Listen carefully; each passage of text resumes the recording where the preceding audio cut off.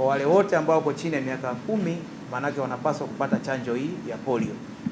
Lakini kama tunavyojua, watoto hawa wa chini ya miaka 10 wamegawanyika, wengine wako mashuleni na wengine wapo kwenye jamii wanaendelea kuishi na wanalelewa na wazazi au walezi wao. Kwa hiyo manake wale watoto wote ambao kwenye mashuleni wa chini ya umri wa miaka 10 na wale wote ambao wako majumbani wenye chini ya umri wa miaka 10 watapata nafasi ya kupewa chanjo hii. Kimsingi tunatakiwa tujue kwamba hata kama mtoto yule ambaye anaenda kupata chanjo hii alishapata chanjo nyingine ya polio ambayo inafanana sambamba na hii ambayo inatolewa sasa hivi, basi atalazimika vile vile kupata chanjo kupitia kampeni hii. Tujue tu kwamba mkoa wetu wa Geita tuna lengo au tumepewa malengo ya kuchanja watoto 1,114,918.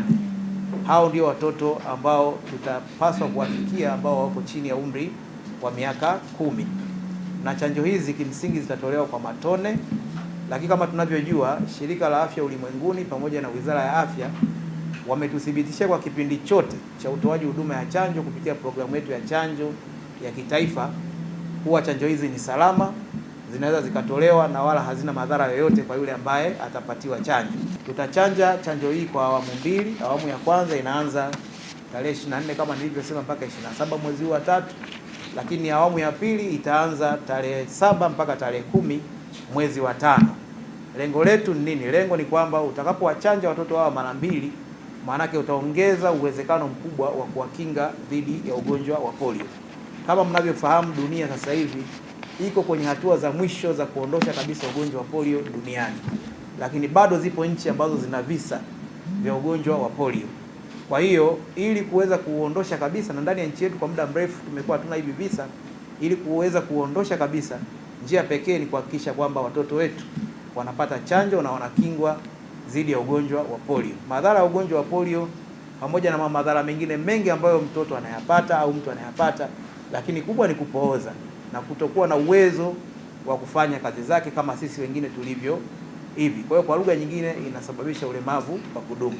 Chanjo ya matone ambayo tutaitoa kwenye mikoa 7 ambayo inazunguka mkoa wa Mwanza, ambapo mikoa hiyo itakayohusika kwenye hii kampeni ni Mara, Mwanza yenyewe, Tabora, Shinyanga, Simiu, Singida pamoja na mkoa wa Geita. Na mkoa wa Geita tutawafikia watoto takriban 1,114,984, lakini kama mikoa hii 7 pia tutawafikia zaidi ya watoto 6,000,000, na hawa watoto ni watoto chini ya miaka 10 ambao tutawakinga dhidi ya kirusi cha polio. Na kwa sababu gani tunawakinga dhidi ya kirusi cha polio?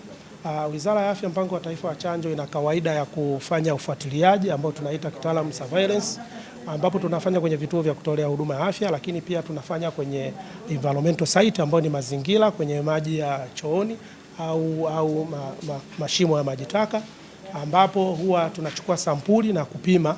Lakini kwa mkoa wa Mwanza kwenye moja ya site ambazo zimegundulika kuna kiashiria cha kirusi cha polio. Kwa hiyo Wizara ya Afya kushirikiana na ofisi ya Waziri Mkuu, TAMISEMI na Shirika la Afya Duniani imekuja na mpango wa kuwakinga watoto wote chini ya miaka 10 kwenye hii mikoa, lakini pia tutaenda kwa awamu kwenye mikoa mingine, zumuni kubwa likiwa kuwakinga watoto dhidi ya kirusi cha polio. Ni rai yetu kwenu wananchi wetu wa mkoa wa Geita, tunawaomba sana muweze kuwaleta watoto kwenye kampeni ya polio kwa watoto wenye umri wa chini ya miaka 10. Tumepanga tutaifikia jamii kwa kutembelea kaya zote, lakini pia tutaifikia jamii kwa kwenda kwenye maeneo ya mikusanyiko kama minada, masoko, lakini pia kupitia nyumba za ibada, maeneo yote ya uwazi, maeneo yote ambayo yanaleta mikusanyiko mbalimbali kama vijio vya bodaboda, kote tutafika. Mafunzo haya ni muhimu kwa sababu yanaenda kutuwezesha sisi waandishi wa habari kuweza kuwaeleza wananchi umuhimu wa kuzingatia chanjo hii ambayo imeweza kuletwa na Wizara ya Afya na serikali kwa ujumla.